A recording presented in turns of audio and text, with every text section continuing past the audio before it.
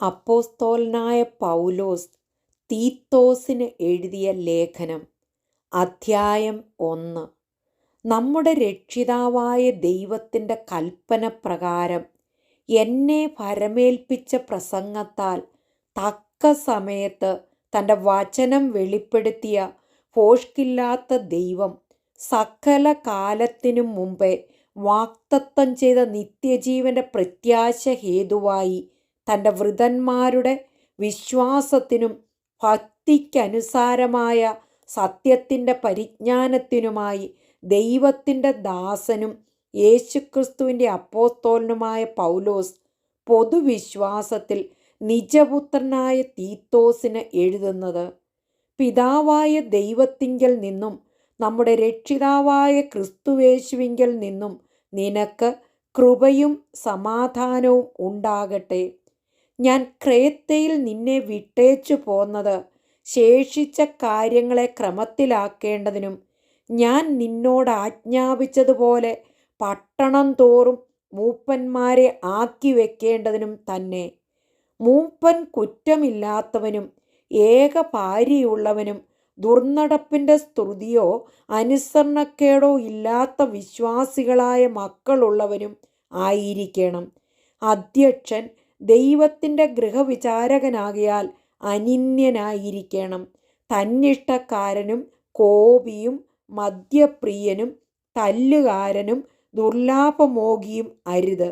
അതിഥിപ്രിയനും സൽഗുണപ്രിയനും സുബോധശീലനും നീതിമാനും നിർമ്മലനും ജിതേന്ദ്രിയനും പത്യോപദേശത്താൽ പ്രബോധിപ്പിപ്പാനും വിരോധികൾക്ക് ബോധം വരുത്തുവാനും ശക്തനാകേണ്ടതിന് ഉപദേശപ്രകാരമുള്ള വിശ്വാസ്യവചനം മുറുകെ പിടിക്കുന്നവനും ആയിരിക്കണം.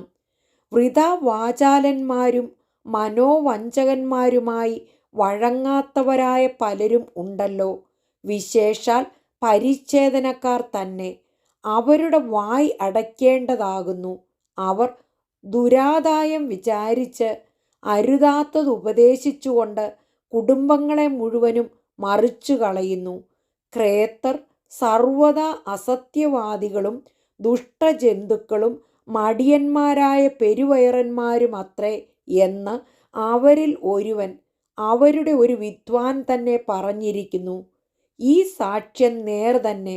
അത് നിമിത്തം അവർ വിശ്വാസത്തിൽ ആരോഗ്യമുള്ളവരായി തീരേണ്ടതിനും യഹൂദ കഥകളെയും സത്യം വിട്ടകലുന്ന മനുഷ്യരുടെ കൽപ്പനകളെയും ശ്രദ്ധിക്കാതിരിക്കേണ്ടതിനും അവരെ കഠിനമായി ശാസിക്കുക.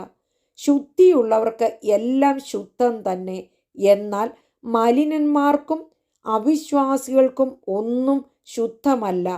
അവരുടെ ചിത്തവും മനസാക്ഷിയും മലിനമായി തീർന്നിരിക്കുന്നു.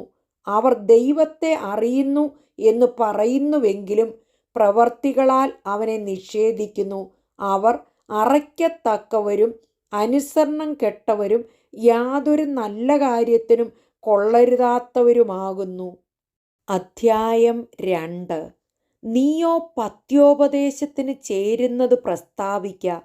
വൃദ്ധന്മാർ നിർമ്മതവും ഗൗരവവും സുബോധവുമുള്ളവരും വിശ്വാസത്തിലും സ്നേഹത്തിലും സഹിഷ്ണുതയിലും ആരോഗ്യമുള്ളവരുമായിരിക്കണം എന്നും, വൃദ്ധമാരും അങ്ങനെ തന്നെ നടപ്പിൽ പവിത്രയോഗ്യമാരും ഏഷണി പറയാത്തവരും വീഞ്ഞിന് അടിമപ്പെടാത്തവരുമായിരിക്കണം എന്നും, ദൈവവചനം ദുഷിക്കപ്പെടാതെ ഇരിക്കേണ്ടതിന് യൗവനക്കാരത്തികളെ ഭർത്തൃപ്രിയമാരും പുത്രപ്രിയമാരും സുബോധവും പാതിവൃത്യമുള്ളവരും വീട്ടുകാര്യം നോക്കുന്നവരും ദയയുള്ളവരും ഭർത്താക്കന്മാർക്ക് കീഴ്പ്പെടുന്നവരുമായിരിക്കാൻ ശീലിപ്പിക്കേണ്ടതിന് നന്മ ഉപദേശിക്കുന്നവരായിരിക്കണം എന്നും പ്രബോധിപ്പിക്കുക.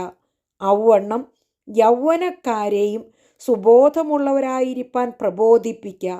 വിരോധി നമ്മെക്കൊണ്ട് ഒരു തിന്മയും പറവാൻ വകയില്ലാതെ ലജ്ജിക്കേണ്ടതിന് സകലത്തിലും നിന്നെ തന്നെ സൽപ്രവർത്തികൾക്ക് മാതൃകയാക്കി കാണിക്കുക.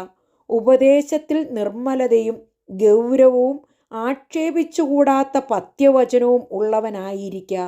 ദാസന്മാർ നമ്മുടെ രക്ഷിതാവായ ദൈവത്തിൻ്റെ ഉപദേശത്തെ സകലത്തിലും അലങ്കരിക്കേണ്ടതിന് യജമാനന്മാർക്ക് കീഴടങ്ങി സകല വിധത്തിലും പ്രസാദം വരുത്തുന്നവരും എതിർപ്പറകയോ വഞ്ചിച്ചെടുക്കുകയോ ചെയ്യാതെ സകലത്തിലും നല്ല വിശ്വസ്തത കാണിക്കുന്നവരുമായിരിക്കാൻ കൽപ്പിക്കുക. സകല മനുഷ്യർക്കും രക്ഷാകരമായ ദൈവകൃപ ഉദിച്ചുവല്ലോ. നാം ഭാഗ്യകരമായ പ്രത്യാശയ്ക്കായിട്ടും മഹാദൈവവും നമ്മുടെ രക്ഷിതാവുമായ യേശുക്രിസ്തുവിൻ്റെ തേജസ്സിൻ്റെ പ്രത്യക്ഷതയ്ക്കായിട്ടും കാത്തുകൊണ്ട് ഭക്തികേടും പ്രപഞ്ചമോഹങ്ങളും വർജിച്ചിട്ട് ഈ ലോകത്തിൽ സുബോധത്തോടും നീതിയോടും ദൈവഭക്തിയോടും കൂടെ ജീവിച്ചു പോരേണ്ടതിന് അത് നമ്മെ ശിക്ഷിച്ചു വളർത്തുന്നു. അവൻ നമ്മെ സകല അധർമ്മത്തിൽ നിന്നും വീണ്ടെടുത്ത് സൽപ്രവർത്തികളിൽ ശുഷ്കാന്തിയുള്ള ഒരു സ്വന്തം ജനമായി തനിക്ക് ശുദ്ധീകരിക്കേണ്ടതിന് തന്നെത്താൻ നമുക്ക് വേണ്ടി കൊടുത്തു. ഇത് പൂർണ്ണ ഗൗരവത്തോടെ പ്രസംഗിക്കുകയും പ്രബോധിപ്പിക്കുകയും ശാസിക്കുകയും ചെയ്യുക. ആരും നിന്നെ തുച്ഛീകരിക്കരുത്. അധ്യായം 3.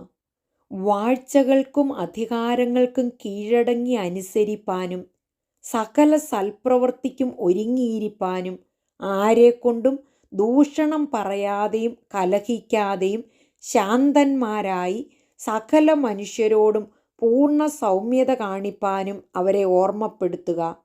മുമ്പേ നാമും ബുദ്ധികെട്ടവരും അനുസരണമില്ലാത്തവരും വഴിതെറ്റി നടക്കുന്നവരും നാനാമോഹങ്ങൾക്കും ഭോഗങ്ങൾക്കും അധീനരും ഈർഷ്യയിലും അസൂയയിലും കാലം കഴിക്കുന്നവരും ദ്വേഷിതരും അന്യോന്യം പകയ്ക്കുന്നവരുമായിരുന്നുവല്ലോ.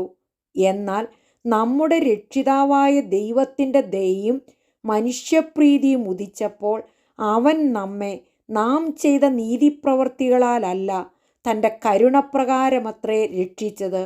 നാം അവൻ്റെ കൃപയാൽ നീതീകരിക്കപ്പെട്ടിട്ട് പ്രത്യാശപ്രകാരം നിത്യജീവൻ്റെ അവകാശികളായി തീരേണ്ടതിന് പുനർജനന സ്നാനം കൊണ്ടും നമ്മുടെ രക്ഷിതാവായ യേശുക്രിസ്തു മൂലം നമ്മുടെ മേൽ ധാരാളമായി പകർന്ന പരിശുദ്ധാത്മാവിൻ്റെ നവീകരണം കൊണ്ടും തന്നെ. ഈ വചനം വിശ്വാസയോഗ്യം. ദൈവത്തിൽ വിശ്വസിച്ചവർ സൽപ്രവർത്തികളിൽ ഉത്സാഹികളായിരിക്കാൻ കരുതേണ്ടതിന് നീ ഇത് ഉറപ്പിച്ചു പറയണമെന്ന് ഞാൻ ഇച്ഛിക്കുന്നു. ഇത് ശുഭവും മനുഷ്യർക്കുപകാരവുമാകുന്നു.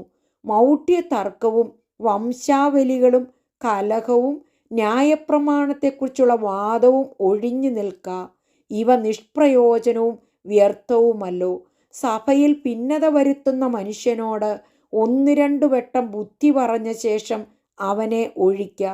ഇങ്ങനെയുള്ളവൻ വക്രബുദ്ധിയായി പാപം ചെയ്ത് തന്നെത്താൻ കുറ്റം വിധിച്ചിരിക്കുന്നു എന്ന് നിനക്ക് അറിയാമല്ലോ. ഞാൻ അർത്തമാസിനെയോ തിഹിക്കോസിനെയോ അങ്ങോട്ടയക്കുമ്പോൾ നിക്കപ്പൊലീസിൽ വന്ന് എന്നോട് ചേരുവാൻ ശ്രമിക്കുക. അവിടെ ഞാൻ ശീതകാലം കഴിപ്പാൻ നിശ്ചയിച്ചിരിക്കുന്നു. ന്യായശാസ്ത്രിയായ സേനാസിനും അപ്പല്ലോസിനും ഒരു മുട്ടും വരാതവണ്ണം ഉത്സാഹിച്ച് വഴിയാത്ര അയക്കുക. നമുക്കുള്ളവരും ഫലമില്ലാത്തവർ ആകാതെ അത്യാവശ്യ സംഗതികളിൽ സൽപ്രവർത്തികൾക്ക് മുൻപരായിരിക്കാൻ പഠിക്കട്ടെ. എന്നോട് കൂടെയുള്ളവർ എല്ലാവരും നിനക്ക് വന്ദനം ചൊല്ലുന്നു.